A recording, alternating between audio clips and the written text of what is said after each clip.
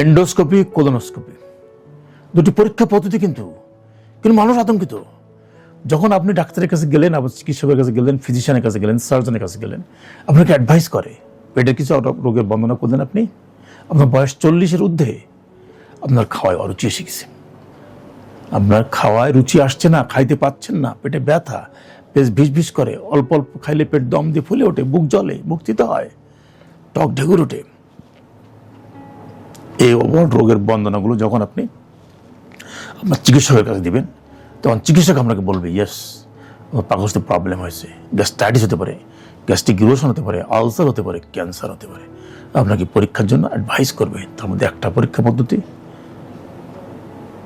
Endoscopy, আপার GI tract endoscopy বলা হয়।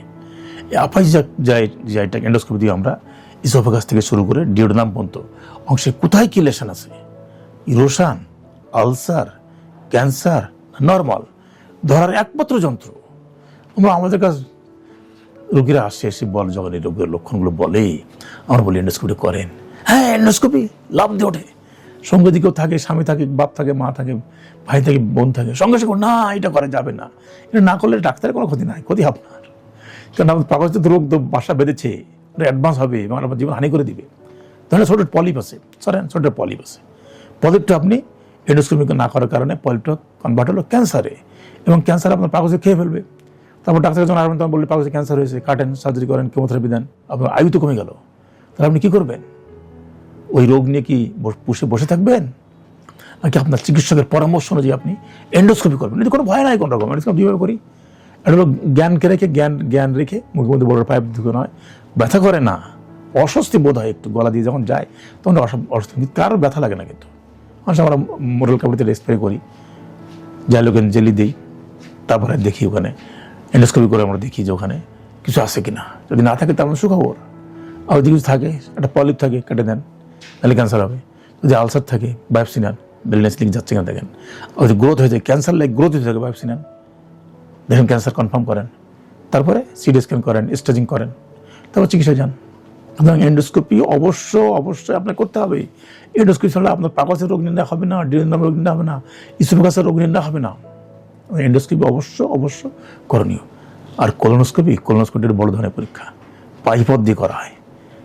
Rectum, anal Canal, rectum, colon, caecum পর্যন্ত দেখা হয়। ঘুম পড়িয়ে আমরা করে থাকি। একটা প্রিপারেশন আছে, 6 ঘন্টা প্রিপারেশন।